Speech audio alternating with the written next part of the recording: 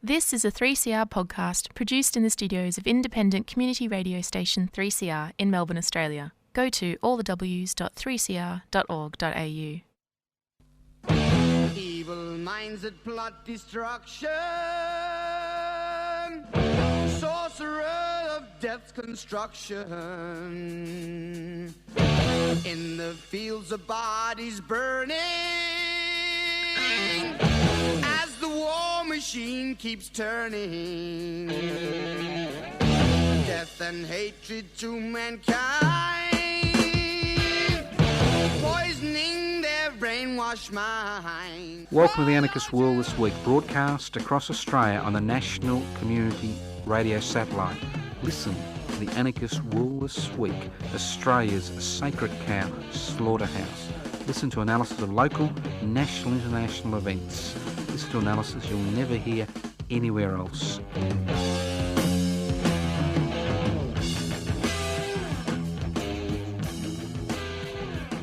Welcome to the Anarchist World This Week, broadcast across Australia by the Community Radio Network.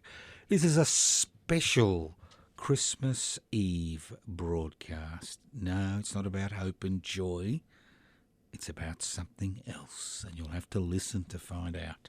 If you wonder what anarchy is all about, an anarchist society is a voluntary, non-hierarchical society based on the creation of political and social structures which are based on equal decision-making power and direct democracy. Look, it is Christmas Eve. I don't expect you to listen. Unfortunately, this program is podcast, so if you're hoping to get scintillating first-hand analysis of what's happening in the world today, it's not going to happen. But I am very interested in what's going to happen next year, and so should you be. And I'll be devoting a fair amount of the program to divided nation, commonly known as One Nation. Because we are seeing interesting, and when I say interesting things, I remember the old Chinese proverb, or it's actually a curse. I hope you live in interesting times, because interesting times means times of upheaval and chaos. And I think, now I've been on the planet for 74 years, and I think we've now reached a situation which is becoming particularly interesting. We're seeing a shift in political allegiances which have profound effects on what's going on in the world and what's going on in this country especially. Now I'll be concentrated on divided nation, commonly known as One Nation, but obviously its policies are about dividing the nation. I'm not going to go into its policies. But I'm really interested in the fact that they are harvesting marginalised, disenfranchised and disillusioned Australians. They're harvesting them by the bucket load. And this is difficult for me to say, because normally you would think that people like us who are promoting an egalitarian community where wealth and power is shared would be the type of people we would initially attract, those that are marginalised, disenfranchised and disillusioned. But what's left of the left, sorry for the tautology, has failed miserably to interact with the increasing number of Australians who are disillusioned, who find themselves marginalised, and who know they're disenfranchised. And they're looking for alternatives. And we saw the same thing in Europe in the 1920s and 30s, and we're seeing it today in the USA and Europe and other parts of the world, where parliamentary democracy has failed to deliver the goods. Historically, the state was the source of all power. and the role of the state was to ensure that those who believed they were appointed by God to rule over the masses continued to rule using some of the most brutal techniques known to human beings. For example, if you were a traitor, considered to be a traitor, in good old England, in the 17th and 18th and 19th century, the punishment was hanging, drawing and quartering in a public arena. So what would happen is they'd advertise the time of the execution, thousands of people would turn up, and first of all you'd be strangled. You'd dangle at the end of a rope until the life had almost been extinguished from your body. Your body would then be cut down, placed on a table or a platform, and you'd be drawn. No, they didn't draw on your belly. They got a big, ugly knife, and they split you open from your ziffy sternum down to your pelvis. Then the executioner held up your intestines. The problem with public executions, when you don't have somebody hanging off a gibbet, is you can't see what's happening, except for the few people at the front row. So the executioner held your intestines, and there's about 30 feet of intestines above his head, and then they burnt the intestines. The smell of burning intestines spread across the crowd. Forever, forever telling them that this is what happens. It'd be ingrained in their brain. Then if the executioner was kind and you weren't convicted of high treason, just normal treason, they'd rip out your heart. And that's it. But if you were convicted of high treason, you had horses attached to your four limbs, and the four limbs would be pulled off your body. This was the treatment that was meted out to people who challenge the authority of the king or the queen.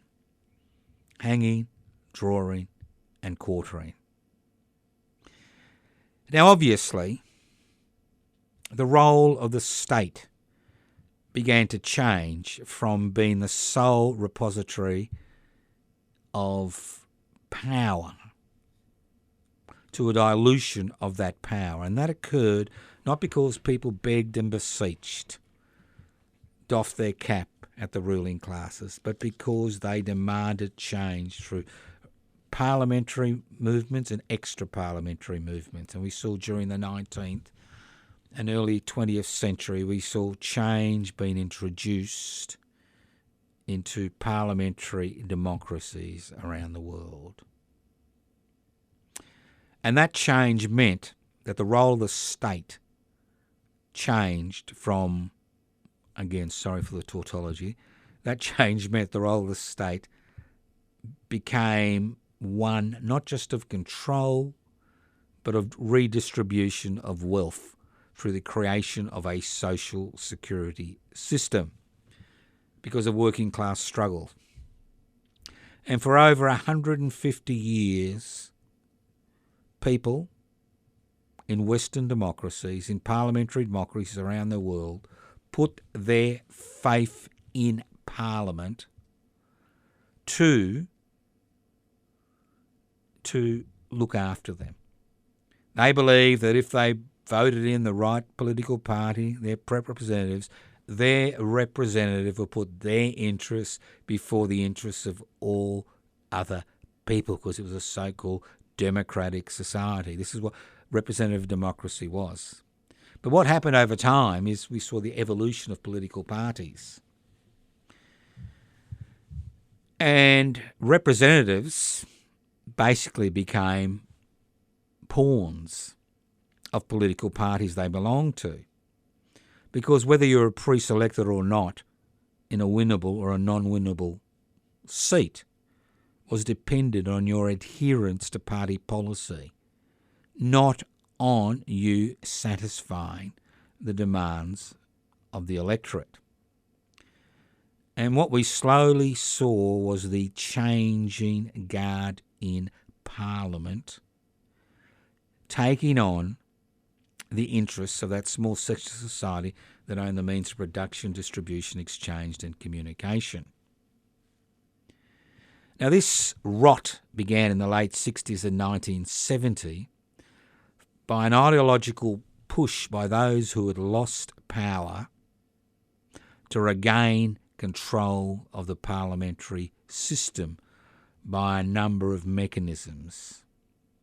Deregulation, which meant removing those regulations which have been put in place to protect people, to protect the environment, to protect workers, to protect the community as a whole. But these regulations were a brake on profits. So as deregulation became part and parcel of everyday life over the past 50 years, we saw the power of that section of society that owns the means of production, distribution, exchange and communication to determine parliamentary legislation increase. Then we saw privatisation. The private corporations, the private sector was angry that they no longer had total control of the economy. Because of the demand of working people, we saw the introduction of government-owned entities whose job it was to provide for the bulk of the population.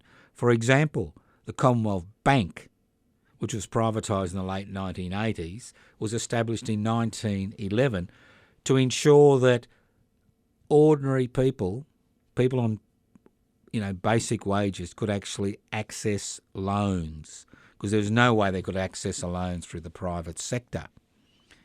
The introduction of a Commonwealth Bank was direct competition for the privately owned banks, and it kept a lid on the escalation of prices.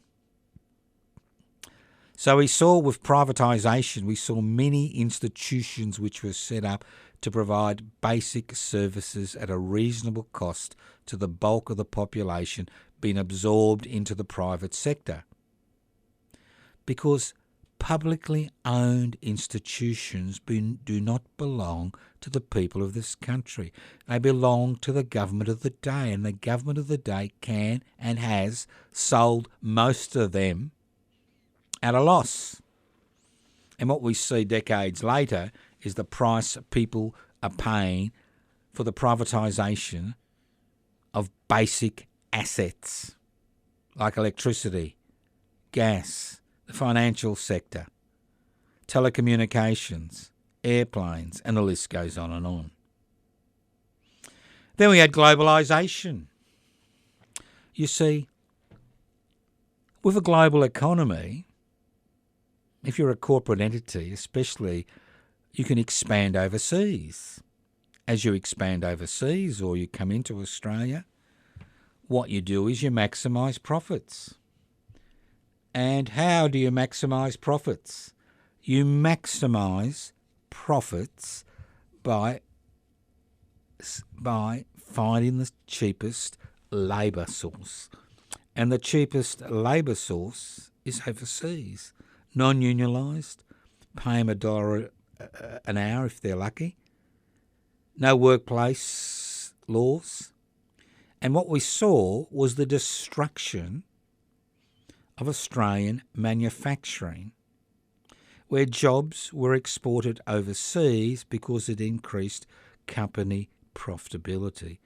At the same time, we saw a change in the way profits were redistributed in this country, private profits. Normally, private profits would be used to improve the company's infrastructure and resources, and possibly even increase the pay of its employees to encourage them to continue to increase productivity. But with the fact that you could get a tax deduction for owning a share and not paying tax on dividends, because dividends, it's the company which they pay tax on dividends. What you saw is more and more profits being filtered into the hands of stockholders, shareholders, because that increased the stock price, the share price of that particular company. But we saw no increase in productivity. So globalisation not only destroyed local industries, it actually provided the framework via which the shareholder became more important than the worker who was creating the wealth. Then we've got corporatisation, and I don't have to explain what corporatisation is to you. Corporatisation is a simple concept. All you've got to do is go into your local temple of consumption and look at the brands. And many of the brands, although they seem to be independent brands, may be owned by one corporation. So from Alice Springs to Melbourne, you see the same brands over and over and over again, dominating economic activity in society. And that's the key word, dominating economic activity.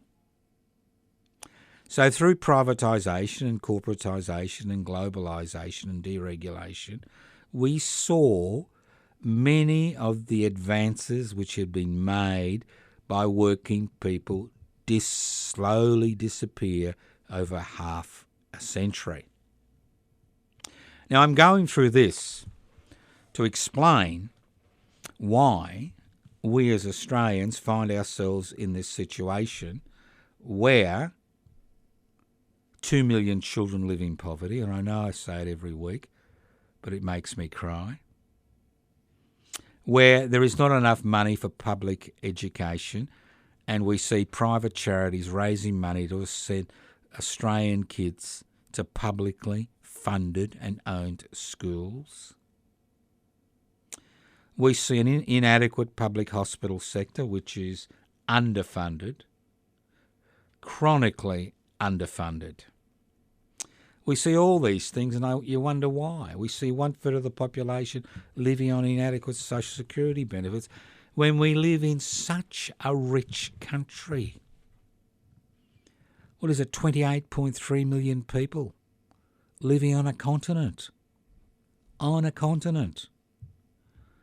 And the government needs to pay workers directly in the private sector, working in the aged care sector or the early childhood development sector, because the privatisation of both of these industries has been a complete disaster.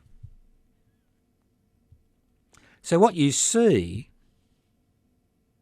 is the emergence of an increasing number of Australians who, although they're forced to cast a ballot, and most do cast a ballot, about 90% every election, what we see is an increasing disillusionment with the ability of the very process that workers struggled for generations, the parliamentary system, to provide any significant relief to people earning ordinary wages or on social security benefits, the bulk of the population. Now, a lot of people say to me, well, class analysis. What's class analysis in 2025? Well, I don't accept traditional Marxist class analysis. I think its time has come and gone because society has been transformed. I break down classes, and again, this is not my idea. I'm sure millions of other people think of this the same way. I break down Australian society into 4 distinct classes. 2 do very well, 1 muddles along, and 1 has major issues. The 1% that own the means of production, distribution, exchange and communication have done wonderfully well during the last half a century through deregulation and privatisation and corporatisation and globalisation. They have markedly increased their wealth in society. Markedly increased their wealth in society. Some people say by up to 500%, some say 1,000%. And all you've got to do, if you're this way inclined, is just look at the statistics, which you can get on your search engine, and look at the growing inequality in this country. So the 1% have done very well. Now, class, in my opinion, is not determined by the type of work you do, but it's determined by the amount of disposable income you have at the end of the week. It's not based on whether you're a white-collar worker or a professional or a blue-collar worker. It's, as I said again, it's based on the amount of disposable income you have at the end of the week. Disposable income at the end of the week. Today, we find the creation of a new class of people, what I describe as the investment class. And about 8% of Australians can be described as being part of the investment class. That is a group of people that has a disposable income at the end of the week which they can use to invest and then use this country's investment-friendly laws to increase their wealth and maximise their ability to retire comfortably. Now, you don't have to be a professional or a white-collar worker, but you do have to be in an occupation where you're well paid, whether you're self-employed or employed by somebody else, where you're making a significant amount of money that beyond your basic human needs. So you can be a tradesperson working for yourself. You can be a CEO. You can be a low-level bureaucrat working for the government in a white-collar or managerial position. And you're part of that investment class. So we have now seen the breakdown of those classical class divisions, which were based on the fact of whether you worked or whether you lived off the earnings of your estates, either rent or profits. Then we have the great, so that's about 9-10% of the population. Then we have the great bulk of the population, another 60%. And this is where wealth is generated by the government. This is the pay-as-you-earn taxpayer, whether they own a small business or they are employed by somebody. The pay-as-you-earn taxpayer, which provides over almost 70% of the taxation revenue for this country. The great majority of people who are pay-as-you-earn taxpayers have little disposable and no disposable income at the end of the day. Obviously, if you earn $250,000 a year, you'll have disposable income which you'll invest. But if you earn $100,000 a year or $120,000 a year, you'll find you'll have no disposable income, especially if you live in a household where only one of the adults is part of the paid workforce. And that's another story we may look at. So we've got this great mass of people who have very little future, who basically work all their lives, obey the laws, do the right thing to basically pay off a mortgage and pay for their own retirement, because that's all superannuation is. It's the transfer of the responsibility of the government of the day to the individual to look after themselves when they retire by using their own income to pay for their retirement. Unfortunately, it doesn't seem to work for a lot of people, because if you're on a low wage, say less than $1,200 a week, you'll find that you're not in a position to have much in your superannuation, and you still rely on the state in order to survive. And then we have the 30+% of Australians who rely on social security benefits to survive. The unemployed, single parents, aged, disability pension, and the list goes on and on. So these are the four classes which we've created in this country. The 1%, the investment class, the working class, and people on social security benefits.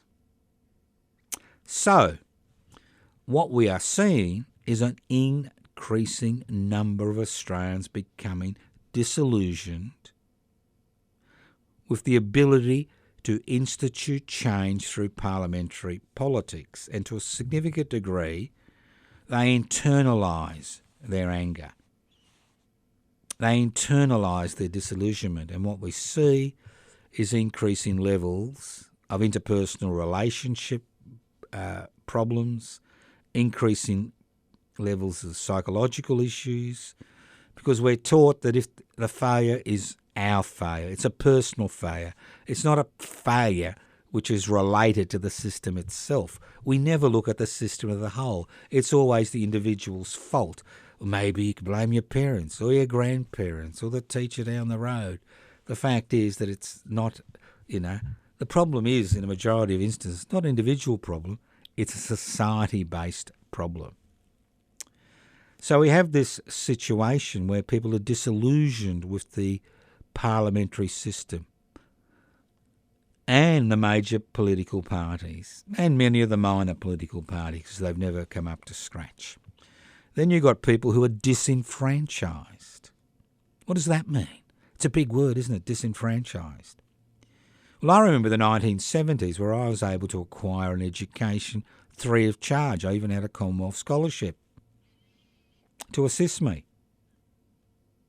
And the fact was, there was a social elevator in the late 60s and 70s, and that social elevator was created by people demanding change, demanding access for their children to tertiary education. They didn't want their ability to get on in life to be inhibited by their inability to cough up the money for a university course. So there was that push for change. And that change did occur, and then it was taken away. So the social elevator has been destroyed. There is no mechanism, apart from acquiring a horrendous debt, individual debt, via which individuals can improve themselves, acquire professional qualifications. That elevator has been destroyed. And at the same time, we have seen an increasing amount of taxpayers' money be given away to the private education sector, being given away in terms of corporate welfare. When people hear that 1/3 of companies pay no tax legally, and they're paying 25, 30, 40% tax, they get very angry. They not only disillusioned, they know they're disenfranchised. They know their life in front of them will be a life of working until they're 67 to keep their families together. They know the stress this causes will cause interpersonal relationship friction and relationship breakdowns and psychological issues, if not psychotic issues. They know that. They see no future for themselves. And then we've got people who are marginalised, people whose lives will never change, who can never have a decent holiday, who don't have enough money in the bank to change their refrigerator if it breaks down, who need to rely on, private charities to assist them in times of trouble. I'm talking about the 1/3 of Australians on social security benefits. So we have the marginalised, the disenfranchised, the disillusioned. Now these are the people that were normally attracted to ideas that I promote in this program, ideas about equality, economic equality, opportunity, the ability to share in the commonwealth. These are the types of people that are attracted to these ideas. Whether they're part of that working class, people who, work all their lives in order to pay their bills and have an occasional holiday, or whether they're part of the social security network. But what we've seen is a total failure, and I'm not going to mince my word, total failure of people like me to influence this growing number of people. And I've seen recently divided nation, commonly known as One Nation, harvest in bucket loads the marginalised, the disenfranchised and the disillusioned, not because they believe in the rhetoric of One Nation, but because it is different. It's not like the major political parties. But the problem is, divided nation is not about improving people's worth, not about improving their lives, not about improving the lives of their children. Divided nation is about stoking fear in the community. It's about turning one Australian against another Australian because of their religious beliefs, because of the clothes they wear, because of their gender. And the list goes on and on. That's what divided nation does. It feeds on the fear of the marginalised, the disenfranchised, the disillusioned. People that we who promote the idea of an egalitarian community should be able to attract. But we don't.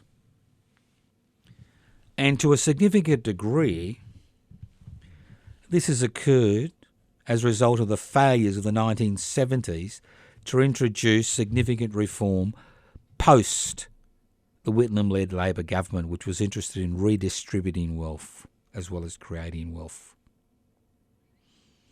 We are now paying the price for trying to use identity politics as a mechanism via which to mobilise the population at large. Obviously, identity politics has improved the lives of marginalised, socially and culturally marginalised groups. We've seen extraordinary changes in legislation.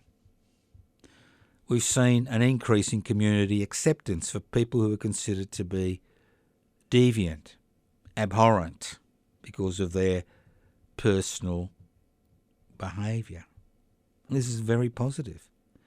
But at the same time, we have seen very little effort made to incorporate people into a movement that highlights that the problem is not related to the differences in our community, but the major problems we each face are directly linked to the concentration of power and wealth in fewer and fewer hands. Obviously, it's very easy to point at somebody with a funny hat and say they're the enemy, or somebody who's a different colour, they're the enemy. It's simple, filthy politics. We saw in the 20s and 30s and how successful it was in Germany and Italy and Spain, so-called cradles of European civilization, how easy it was to rattle that can. And we're seeing it today in Eastern Europe and Western Europe and the United States of America, the buffoons, United States of America, where the same tactics of division are being used to create fear that ensures that authoritarian political figures come to the fore of any political, social, cultural debate. So Divided Nation is now riding on that coattail. It is very successful because the Liberal Party is floundering. Because any moderation in Liberal Party policies, which were promoted by moderate elements of the Liberal Party, have disappeared. Because the Liberal Party is nothing more than a rump of the Institute of Private Affairs, an organisation which has existed for over 70 years to promote the interests of the private sector before anybody else's interests. So here we have a situation where the traditional values of the Australian Labor parties, which were revolved around providing solutions to the inequalities which existed in society, are no longer relevant parts of their policies. They're no longer relevant parts of their policies. What we see is the corporate sector dominating the Australian Labor Party like it's dominating the Democrats in the United States of America. And at the same time, we are seeing the rise and rise and rise of authoritarian elements who are happy to use hate to divide the nation, hence Divided Nation, not one nation. And to a significant degree, it's our fault once again, because we have allowed this situation to occur. We have believed if we support factional, sectional identity movements that somehow society will be transformed. Society is never transformed if you leave people behind, and especially if you deny them the ability to economically improve their situation. And that's what we see today. At the end of 2025, we see an increasing number of Australians who have no faith in the system, who have no faith in the major political parties, who think that one way forward is to join Divided Nation, to vote for Divided Nation, because at least they seem to be against the system as a whole. So the rise and rise of Divided Nation is linked to the failure of parliamentary democracy to deliver significant reforms to a significant number of people in our society. We see this over and over again, where the enemy becomes the person with a different sexual orientation, the person who's struggling regarding their gender, the person, of a different race, a different colour. Race doesn't exist, it's a made-up term.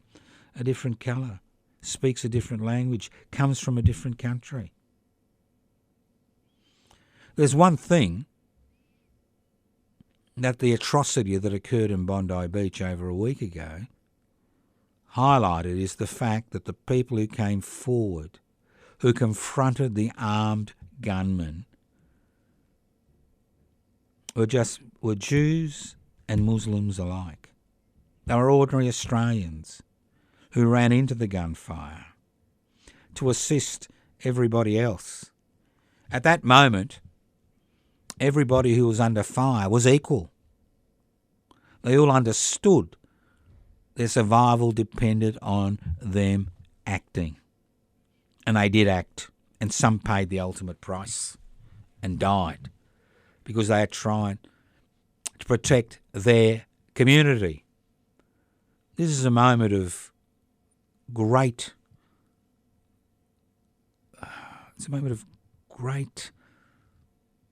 respect for what happened. It's a moment of great pride. The fact that there were individuals who were willing to risk their lives to save other people. This is not the aim of Divided Nation.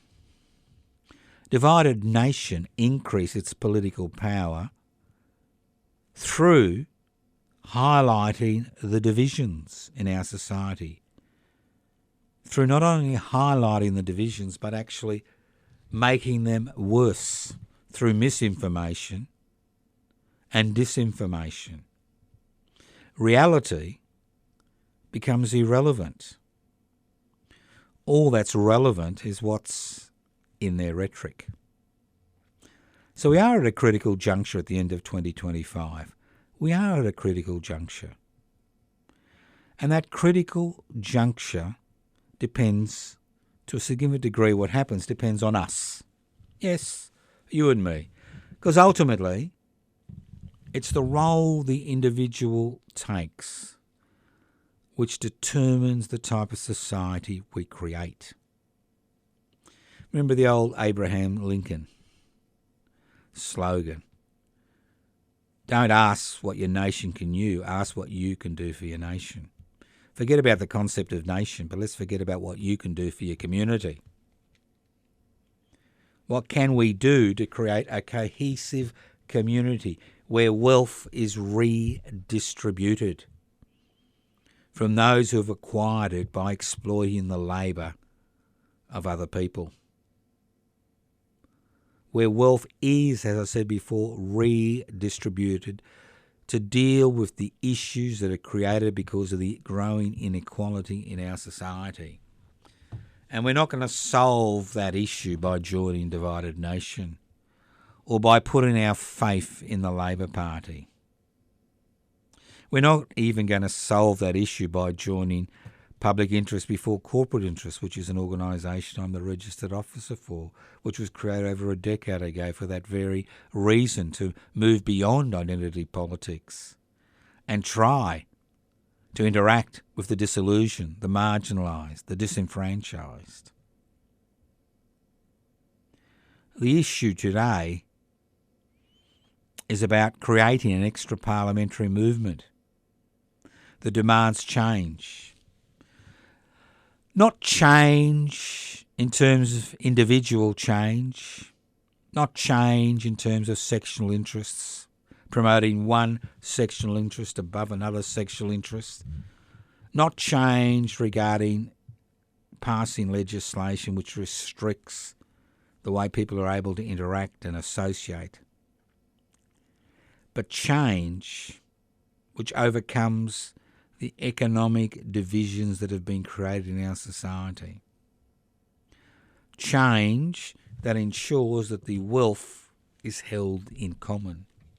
We do live in the Commonwealth of Australia, and it's no accident that the term Commonwealth was used when the country federated on the 1st of January 1901.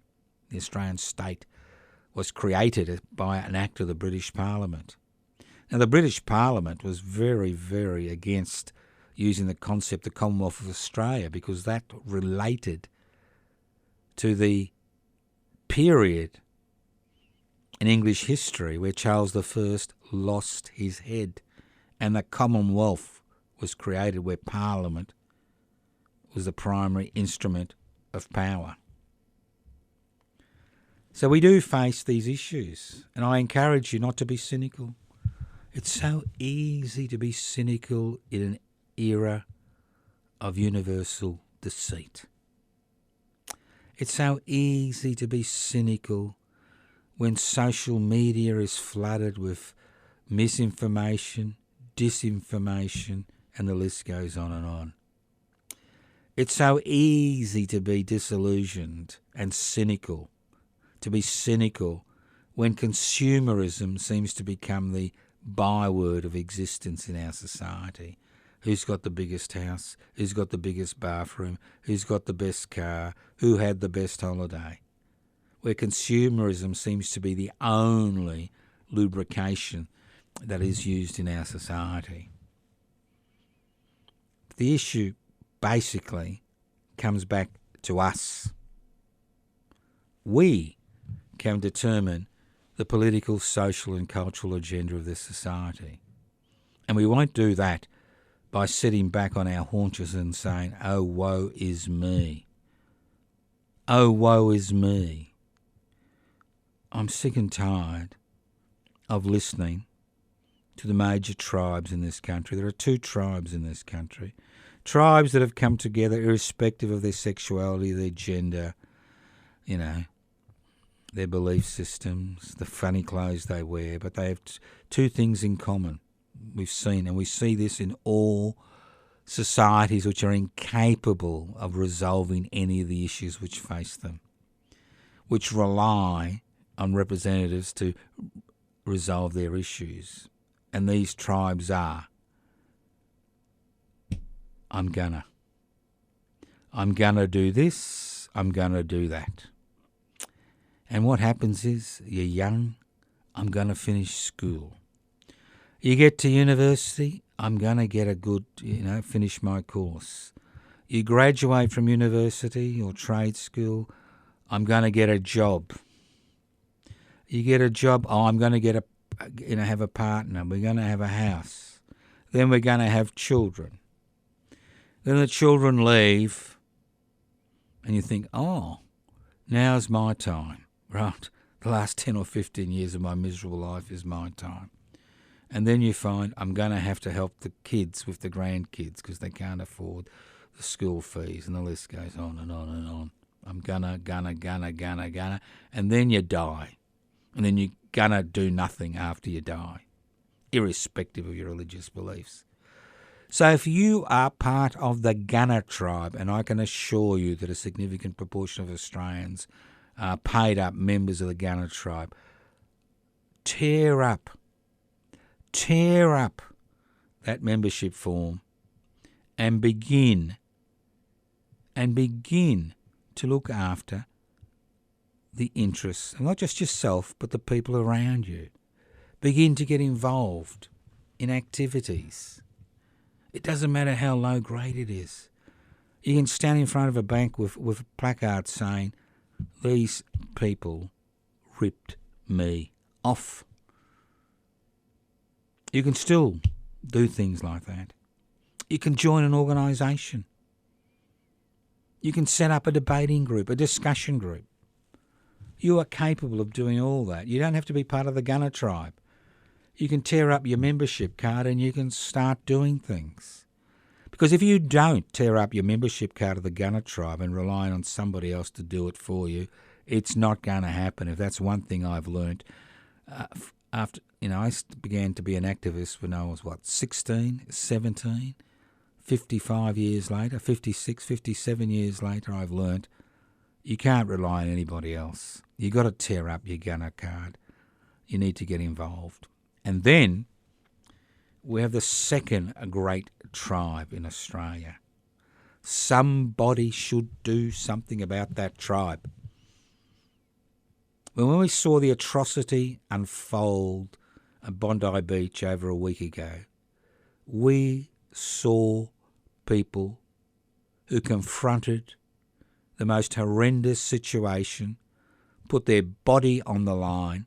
Some paid the ultimate price, others were injured because they understood that they needed to do something. They couldn't rely on the police. They couldn't rely on anybody else. They needed to react to the situation. Now, I'm not telling you to do this. I mean, that's an extraordinary courage, which most of us don't possess. But you can. Stop saying somebody should do something about that and start looking at your ability to do something, because you can. You can always make time. You can make time to have a swim. You can make time to watch TV. You can make time to play around social media. So why can't you make time to get involved in things? Now, obviously, not everything will be a cup of tea, but some will and some won't. Because the essence of the huge number of reforms which were passed that benefited ordinary people during the Whitlam-led Labor government was the pressure from below, was people like you and me who are now elderly, who went out there on the streets and demanded a universal health insurance scheme, which was called Medibank then and now Medicare. We demanded a scheme that allowed everybody access to the public health sector, irrespective of what they owned and how much money they had in their pockets on that particular day. And today we reap the benefits of that struggle. Do you think that if we hadn't struggled for that and demanded that things would be like they are today as far as public health is concerned? No. And that's why we need to tear up our card to the somebody should do something about that tribe and the Gunner tribe. Because ultimately, cynicism, which seems to be the currency in Australia at the end of 2025, cynicism regarding our political system, cynicism regarding our leaders, cynicism about the possibility of change, even reform, let alone radical change, that's what keeps the ruling classes in power. Cynicism is the aphrodisiac of the ruling classes. If there's one thing you need to remember, that a cynical individual is no use to anybody, let alone themselves. I say to people, we're not going to change the world, but we can start that process. Every significant human step forward began when somebody took that initial step and attracted other people to walk behind them and then beside them and then in front of them to acquire that power and wealth. The struggle in 2025 is no different to the struggle during the 19th century or the 20th century or the 1st century BC. It's the struggle to reclaim power and wealth. It's the struggle to ensure that people make decisions regarding their future. It's the struggle to ensure that the Commonwealth is used for the common good, not to enrich a handful of individuals. Now, this program has been pre-recorded. Next week's program on the 31st of December 2025 will be pre-recorded. I'll be back doing a live broadcast on Wednesday the 7th of January 2026. But I encourage you in the interim to look at public interest before corporate interests, PIBCI, PIBCI.net. If you like what you see, join. If you don't like what you see, find an organisation that you like and join that organisation and tear up that membership card for the somebody should do something about that tribe. And if you want further information, I encourage you to look at the YouTube, Public Interest Before Corporate Interest. There's over 300 presentations on important issues of the day. And if you, like me, think that history teaches us a way forward, then I encourage you to look at josephtoscano.nam YouTube channel. So there are many things happening, and they will continue to happen in 2026. It's important we don't lose sight of the idea that the way forward is not to be divided. The way forward is to understand who makes decisions today and to break the power that those elements in society continue to have. In 2026, it will be important for us to identify who the problem is. And as I say to people, it's not about waiting for the crumbs brushed off the corporate table and us fighting amongst ourselves for those crumbs. It's ultimately about sawing off one of the legs of the corporate table to ensure there is enough for everybody. There is more than enough for everybody in this country. It's a tragedy that so few Australians enjoy the commonwealth which is produced by this country. It's a tragedy that the parliamentary system has been hijacked by a minuscule minority who use their domination of Parliament to ensure they will continue to exercise power and acquire wealth in this country. Thank you for listening to The Anarchist World this week on your local community radio station, courtesy of the Community Radio Network. You can always leave messages on 0439 395 489. You can email me at info@pibci.net. You can even write to me at Post Office Box 20, Parkville 3052. I wish you a Merry Christmas and a Happy New Year, because not only wish you, but encourage you to take up that struggle to create a society where everybody shares the commonwealth and where everybody is involved in the decision-making processes. Thank you. Evil minds that plot destruction, sorcerer of death's construction. An analysis you'll never hear anywhere else. Anarchist World this week. Australia's sacred cow slaughterhouse. 10 a.m. every Wednesday. Listen to The Anarchist World this week for an up-to-date analysis of local, national and international events. Poisoning their brainwashed minds. Oh, Lord, yeah.